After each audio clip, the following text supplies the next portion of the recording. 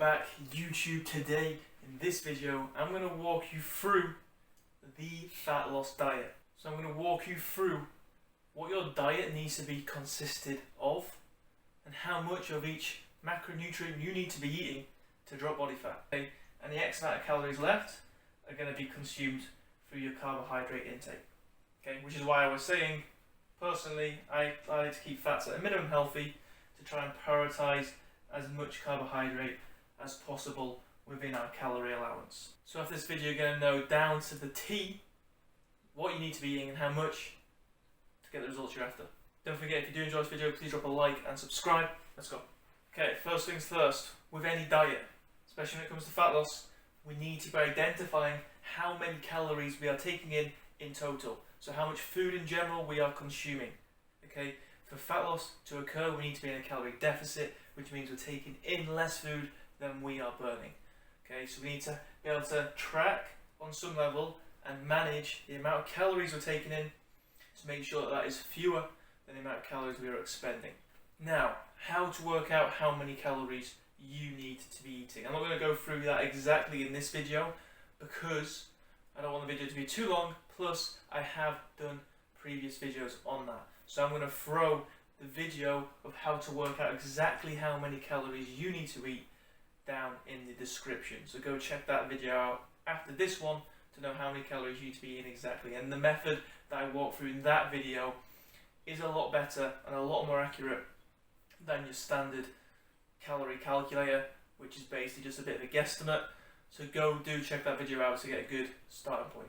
But it's important to do because we need to make sure we are in a calorie deficit. That is the biggest block and the most fundamental basic that we need to be nailing to get a fat loss response. Secondly, so what calories most important, next most important is protein intake. Protein intake is important for two main reasons. One, it's going to help managing hunger. When we're in a deficit, when calories are lower than expenditure, hunger is expected to be a little bit higher, okay? It probably shouldn't be crazy high, but it's expected to be a little bit higher and maybe noticing a bit more, especially if we're in a deficit for a long period of time. Hunger is probably going to get higher and higher as you go through that process. So managing hunger is very, very important, and protein plays a big part in that. It helps us keep us feeling fuller for longer. Secondly, when we're going through a fat loss phase, we want to try and retain muscle mass. Eating adequate amounts of protein is going to help ensure we do that. So, how much protein do you need to eat? Easy. You want to be consuming 0.8 to 1.2 grams per pound of body weight.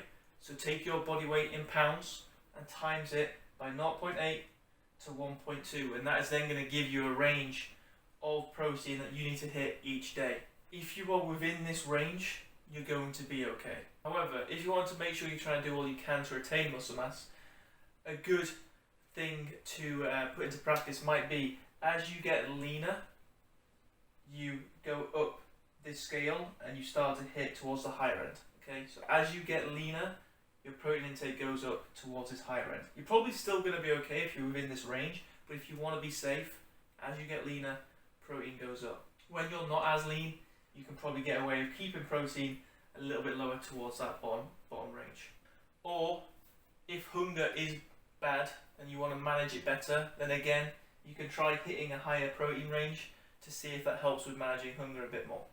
Thirdly, we have our fat intake. Okay, so the amount of fat we're taking in through our diet. Now, the reason why I put fat before carbohydrates is because you likely need a decent minimum amount of fats in your diet that is going to be, decent for health. Okay, so you likely need just a minimum healthy amount of fats within your diet. So it's important to go through that and identify them first to make sure we're getting a healthy amount in before we then consider carbohydrates. Okay, and that minimum healthy amount is 0.25 to 0.3 grams per pound of body weight. Now again, that's a low amount, okay, but that's the minimum healthy amount. So that's the minimum amount we want to be taking in just to cover basis of health, feeling well, operating well. Now, that doesn't mean that you can't go higher. Yes, you can.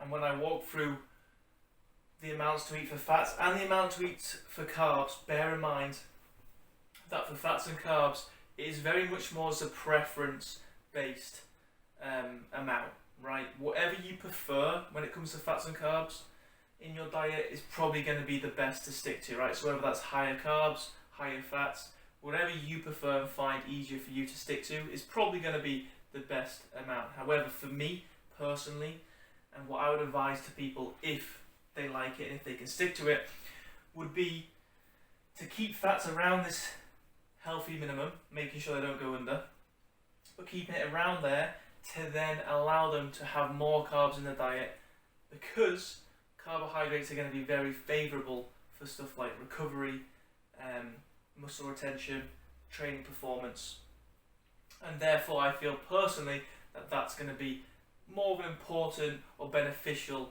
macronutrient to try and prioritise and consume more of. But again, if you want to go higher than this target, by all means feel free. If you want to have more fats and carbs, by all means feel free. But this just essentially means then that carbs take up the remaining amount of calories left within your diet, okay?